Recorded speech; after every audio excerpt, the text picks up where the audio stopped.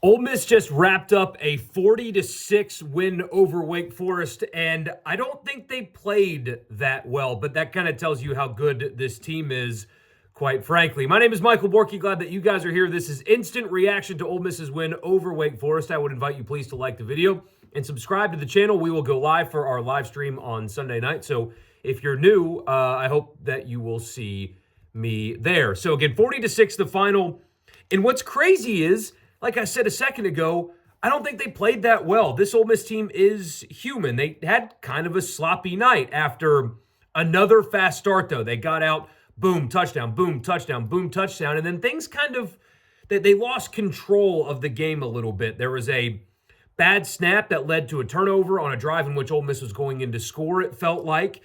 Jackson Dart, uncharacteristically, really bad decision on his interception, just a bad decision. And he doesn't do that very often. And then he also had the helmet deal where, was he in, was he not in on the goal line? Took his helmet off. He was bleeding at the nose. He claimed that his helmet was knocked off, but upon replay, he clearly took it off. And that cost Ole Miss 15 yards. I assume that they would have gone for it because it would have been fourth and about this much.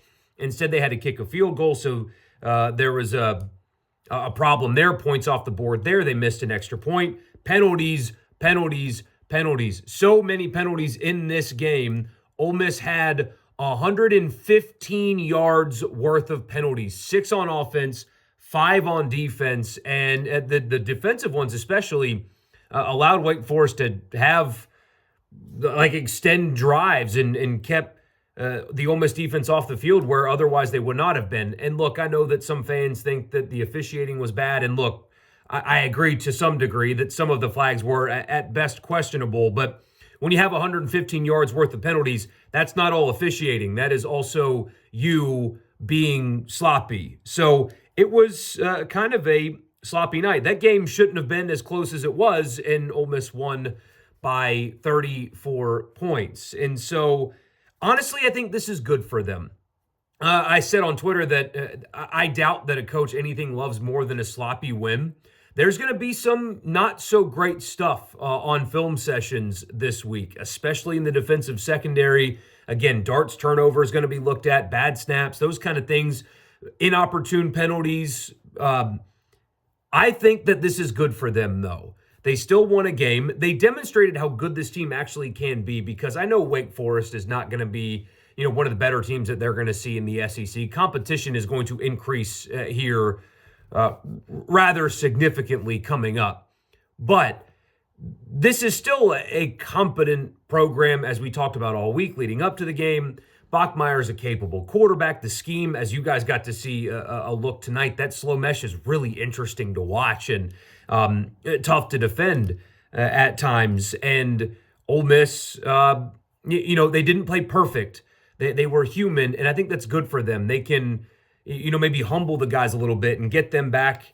I don't know if back to the drawing board's the right phrase, because they won 40-6, but this is good for them to avoid them getting their heads too big, because now there's going to be a lot to point to as, hey, wasn't good enough here, didn't do this correctly, made a bad mistake here, bad penalty here, while still being dominant and showing their force and putting up 377 passing yards from Jackson Dart.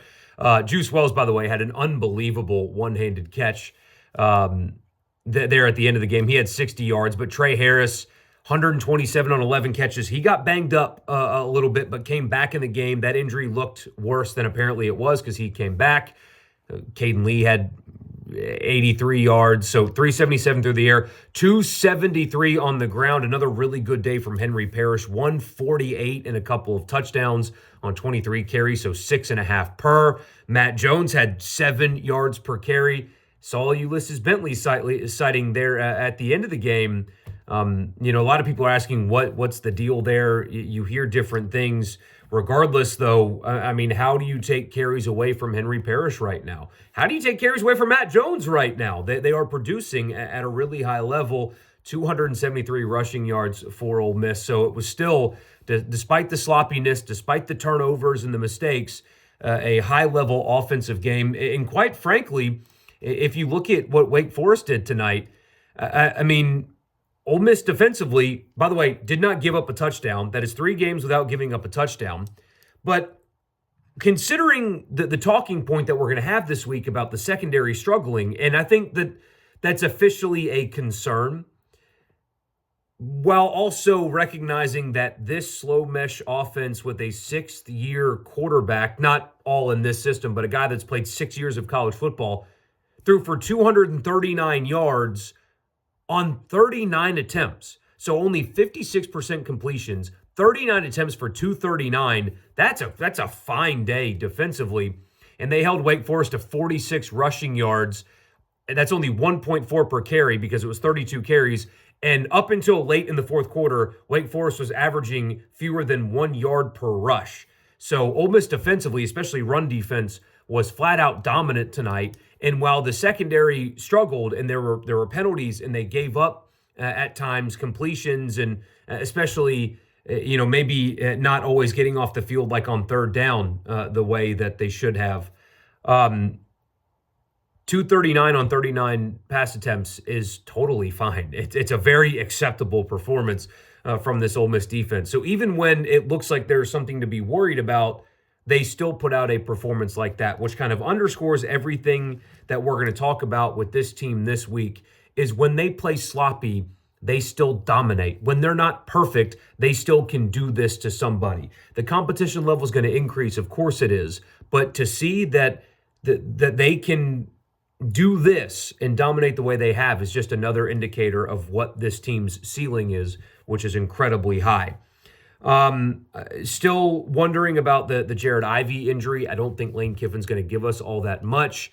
Looked like he was stepped on, turned that ankle some. I guess was on the bike on the sidelines for a while, went into the injury tent, but they ended up carting him off the field. That is something definitely to keep an eye on. If that's a long-term thing, that's a big loss for Ole Miss if Jared Ivey is hurt long-term. Seeing the cart made that feel a lot different after initially thinking that it might have just been kind of like a small sprain that they could get through. We'll see. 2 weeks from now they play an SEC game, so we'll get an injury report. But for now, you just hope that he's okay and hope that they can continue this high-level play on the defensive line. It was a really good night for them, a dominating night stopping the run for Ole Miss. Centarian Perkins had his name called a few times tonight as well. Penalties have got to get cleaned up. They have got to clean up some things in the secondary. But all in all, I think this was good for this team. They were dominant yet again, despite not playing perfectly. There's a lot of stuff that they can correct, that they put on film that they can correct. And Georgia Southern comes to town and they can just keep on rolling. If you look around college football, as we talked about last week, a lot of teams can struggle and not win 40-6 the way Ole Miss just did. So a good night for the Rebs, and we'll talk about it on the live stream with you guys tomorrow. Hope to see you there. Thank you guys for tuning in to this quick post-game reaction. I will record the podcast here the second I hang up, so you will get that as well. And I'll see you guys on Sunday night.